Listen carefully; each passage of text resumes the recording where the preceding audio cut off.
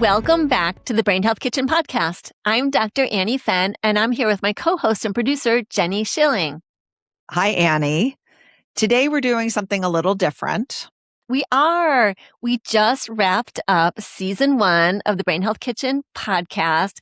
And before we jump into season 2, we're taking a short summer break. But we didn't want to disappear completely. So while we're working on season 2, we're bringing you a few short summer episodes that we're calling summer highlights. Season 1 has been such a joy to make, Jenny. We are so grateful for the response from listeners, for every download, share, review, comment, and message. It means so much to know these conversations are helping people think differently about their brain health. And we're incredibly grateful to the guests who gave us their time and expertise, and to our founding sponsors, NeuroReserve and Better Brain, who helped make this first season possible. Yes, and we have so much exciting content planned for season 2. Truly some wonderful guests and topics we can't wait to share. But for the next few weeks, we're going back into season 1 and pulling out some of the most listened to moments. These were sections that listeners told us that they played more than once, that they shared with friends and family, and where they really learned how to take care of their brain.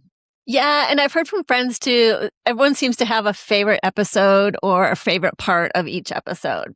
Today, we're revisiting my conversation with Dr. Tommy Wood, author of The Stimulated Mind, Future-Proof Your Brain from Dementia and Stay Sharp at Any Age.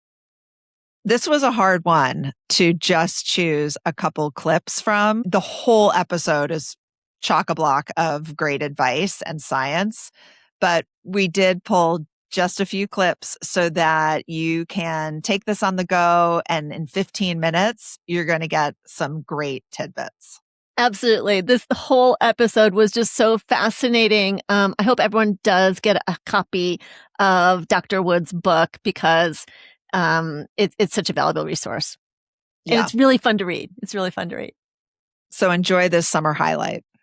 I am grateful to our founding sponsors for helping us keep the Brain Health Kitchen podcast open to everyone. NeuroReserve creates science-backed brain health nutrition products, including Relevate, a brain-specific multivitamin with omega-3 fatty acids, Brain Health Kitchen extra virgin olive oil, and Revanta creatine.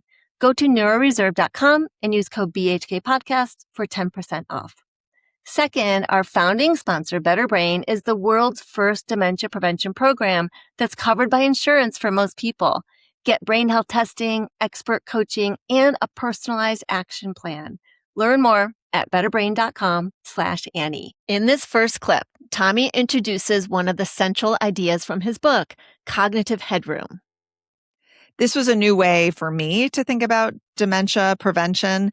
Tommy is saying that we can build up more capacity in the brain now so that if we lose some later, we have more to work with. Exactly. It's like building a buffer. Movement, food, sleep, stress management, learning, connection. These things all help create more reserve. So instead of only thinking about brain health as preventing damage, Tommy helps us think about how to build a brain that's more resilient over time. Yeah. So here's Tommy explaining what he means by headroom. One of the concepts in the book that you bring up is this concept of headroom. And I'd love for you to talk a little bit about this. It's different than other ways people have described this. So headroom is a concept that I stole or borrowed from an economist called Art Devaney, who actually passed very recently. And he was talking about this idea of evolutionary fitness, like what it takes to live a long, healthy life, sort of thinking about the inputs that our bodies require for high levels of function. And he was writing about this 30 plus years ago. And his idea of headroom was, what's the maximum capacity that I have available to me in terms of function? And you could think about that for any system in the body, right? The muscles, the heart, your different organs, including the brain. And so I've shaped this to this idea of cognitive headroom, which is, how much do I have available in terms of brain structure and brain function? Because these are buffers that we then have as the processes of aging and decline occur, because they will at some point. We can't prevent aging entirely. So we want to go into life with as much buffer as possible. And that's both in terms of brain volume and then the function of our brain. And in the scientific literature, you might hear terms like brain reserve or cognitive reserve. So brain reserve is essentially how much brain do you have? Because the more brain, the better. And as you start to lose brain volume, the more you had to start with, the better you can buffer against that decline. Yes. And cognitive reserve is essentially the same. How much function can you lose before it impacts your day-to-day life?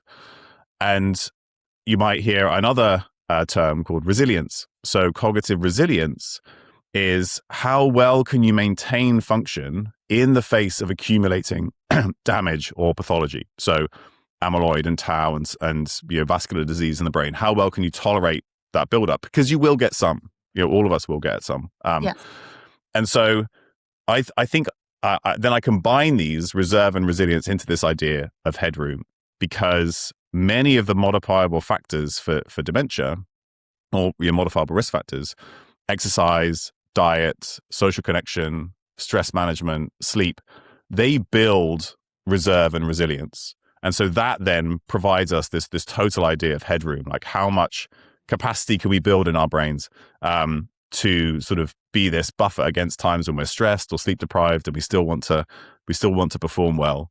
And we can build that headroom at any time in our lives. Our brain still responds, expands capacity. It can still, increase its volume and function even into our, 60s, 70s, 80s if we provide the right environment.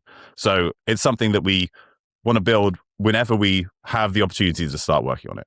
I love this concept of headroom because it's kind of like a recipe for cognitive resilience and reserve. It sort of brings in all of these. They're not just really concepts. They're proven tenets of, dementia prevention, like you said. And headroom just kind of is a new way to think about it across the lifespan. Because what you're really talking about, what your background speaks to, is taking care of your brain across lifespan, which is something I've become really interested in since I started teaching college. And I'm teaching to 20-somethings. And, I want to make it relevant to them. Yeah. A 22-year-old's not concerned about getting Alzheimer's or dementia later in life. But they want to be sharp and have optimal brain performance.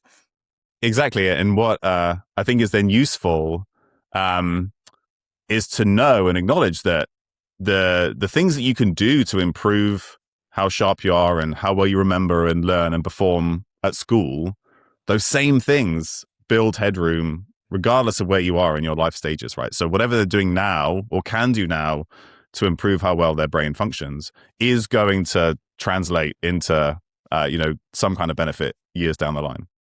I love it. And I also love bringing in that whole idea of buffer, because I think we all understand what a buffer is. We can't just keep filling up our brains with, stimuli and lack of sleep and nutrient poor diets. And, we can't just keep, maintaining that level and expect to have headroom towards midlife and the end of life. You just can't. And so that starts early. That starts, with young adults and earlier, right? It starts with children. Yeah.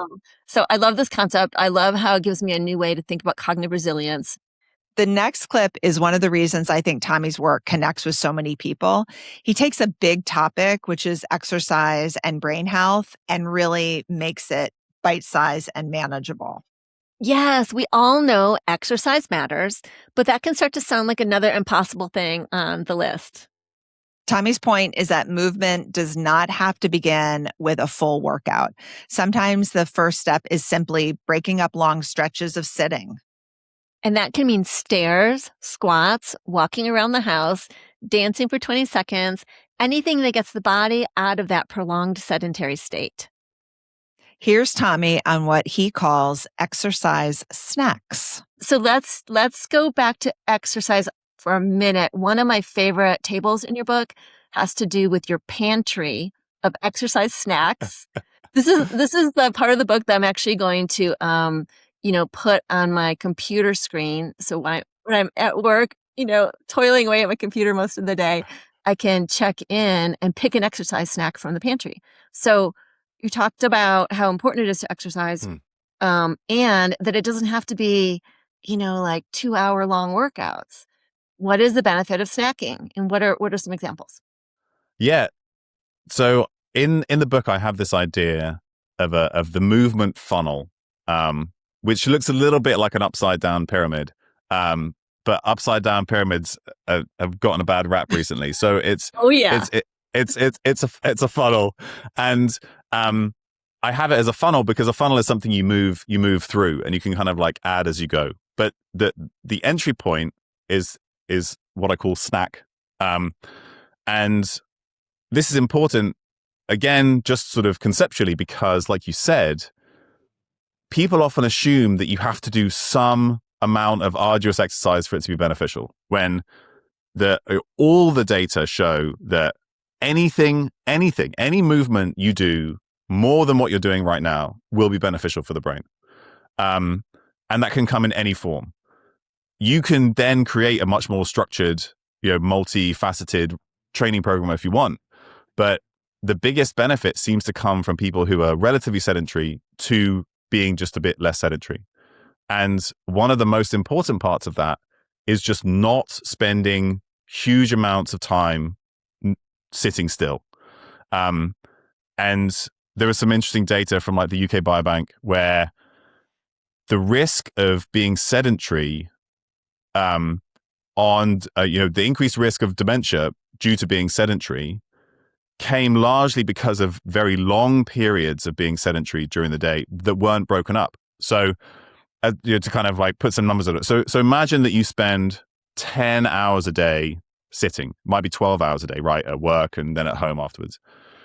If you broke that up, the risk associated with that dramatically decreases. And it doesn't mean you have to go to like the gym for an hour. It just means stand up and walk around for a few minutes. Like that's it. So, and there were studies. Study in JAMA last year, the year before, about just putting aside 5 minutes out of every hour to get up and move around, how to do an exercise snack, or even just walk around the house. Yes. Yeah, exactly. That breaks up that prolonged sedentary pattern. Yeah. And that's where probably some of the biggest gains are to be had, even for people who are active, go to the gym.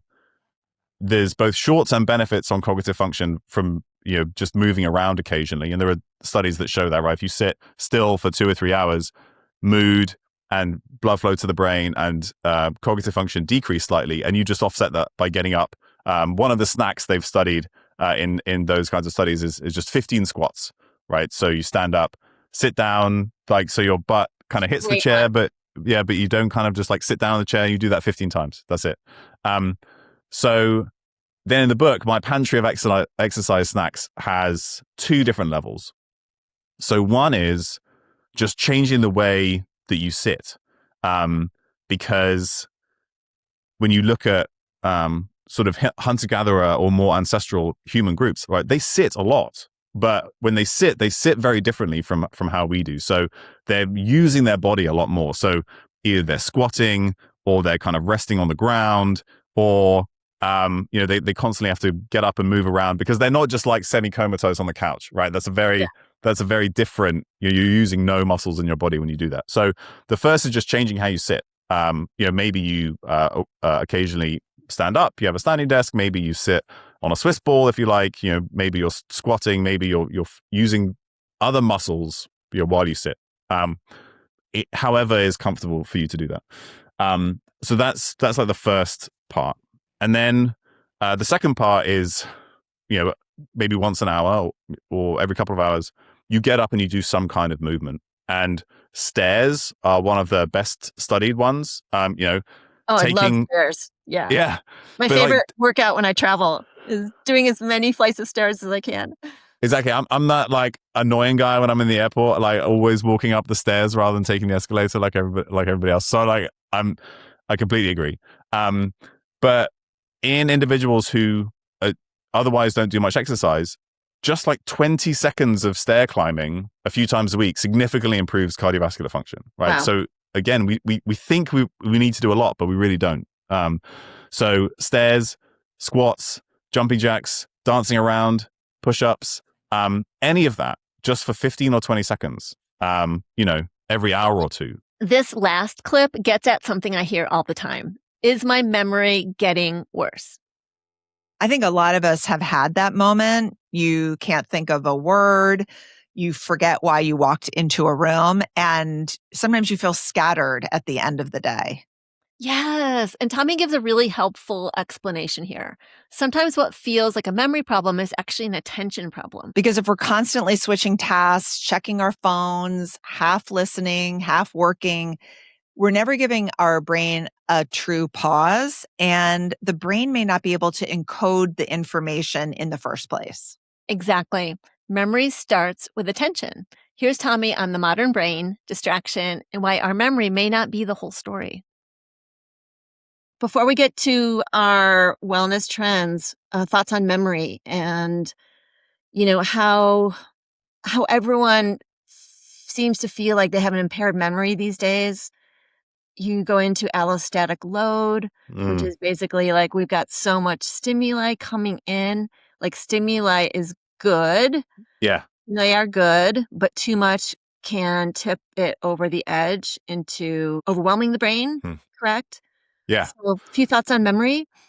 Yeah. So the title of the book wasn't chosen by me. It was chosen by my editor, but I ended up quite liking it because it's a little, it's not controversial, but I think it will make people think, because at the same time in the modern world, we are both understimulated and overstimulated, right? Right. So we're understimulated in terms of those beneficial stimuli I mentioned earlier, new skill learning, social connection, things like that. But we're overstimulated in terms of just like this constant barrage of things that we're either doing at work, multitasking, task switching, watching TV while scrolling on our phones on Instagram. Like there's just this constant barrage of stuff that we're exposing our brains to, but we're never taking a true break to allow them to recover so that they can adapt and their function can improve. We ask a lot of our brains these days, and that's a modern phenomenon, I take it.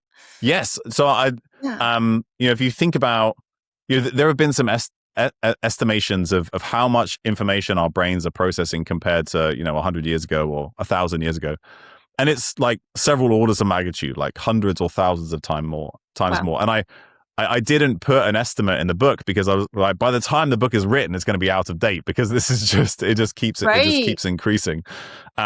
So a lot of the modern stimuli that we get can be beneficial, right? Learning new technologies, there are, there's some interesting data on like video games, especially in older adults, improving cognitive function because it's like this brand new complex stimulus that the brain's exposed to.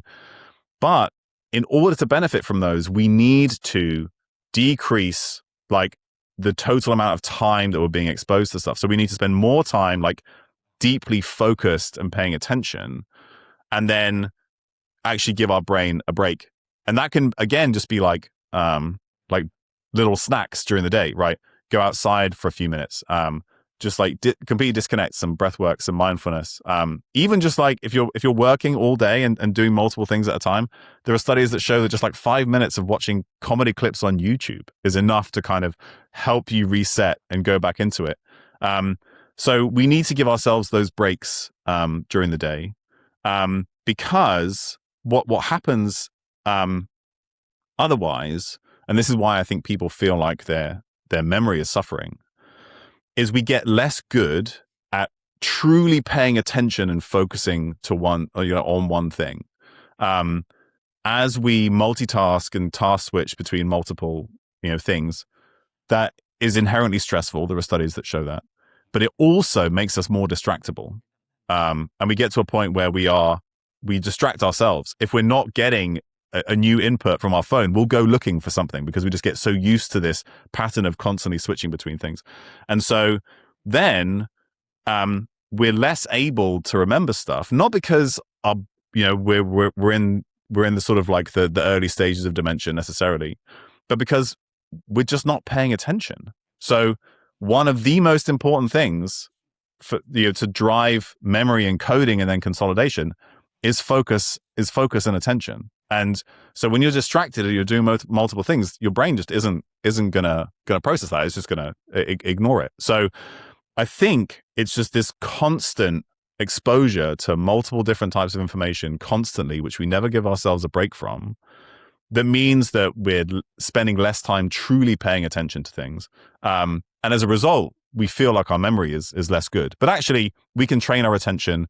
We can train our memory. There are studies that show that, doing mindfulness exercises, for instance, can improve some aspects of memory just because we get better at paying attention to things, right? Mindfulness is usually just a practice of paying attention. And so we can train that back up. And I But think we it's just have so to- true what you said. We like to pride ourselves on being able to multitask, especially women. Yeah. Have been shown to multitask, maybe more efficiently than men anyways, but it's not good for our brains. And, the short-term memory loss a lot of people complain to me about, or, to you about, is more of an attention problem. Yeah, And, exactly. we've trained our brains to look for this distraction.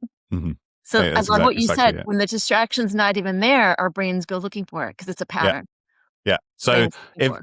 if people are interested in this, and a lot of this is described in a book by Gloria Mark called Attention Span. She's a psychologist whose work kind of really specializes in this. So that's a very good book that kind of describes all of this. Yeah. So that's our first summer highlights episode. 3 short takeaways from Dr. Tommy Wood on building more headroom, moving more often, and protecting our attention. And what I love about Tommy's approach is that it makes brain health feel very practical. We don't have to do everything at once. We just need a way in. Stand up more often, maybe take the stairs, or give your brain a real break. Pay attention to what you are paying attention to. And remember that these small choices are not small to the brain. Over time, they build the reserve and resilience we need across lifespan. We'll link the full conversation with Dr. Tommy Wood in the show notes, along with his book, The Stimulated Mind. Thank you for spending part of your summer with us. We're taking a short break between seasons, but we'll be back soon with more summer highlights and then season 2 of the Brain Health Kitchen podcast. If this episode helped you, please share it with someone who could use a quick brain health boost. Thanks for listening, and we'll see you next time. Thank you to our founding sponsors, NeuroReserve and Better Brain, for supporting the Brain Health Kitchen podcast. Explore NeuroReserve's brain health nutrition products at neuroreserve.com and use code BHKPodcast for 10% off. And visit betterbrain.com/Annie to learn about Better Brain's testing, coaching, and personalized brain health plans, which are covered by insurance for most people. The Brain Health Kitchen podcast is for educational and informational purposes only. The content shared on this podcast, including conversations with guests, is not intended to be a substitute for professional medical advice, diagnosis, or treatment. The opinions expressed by guests are their own and do not necessarily reflect the views of the Brain Health Kitchen podcast or its hosts.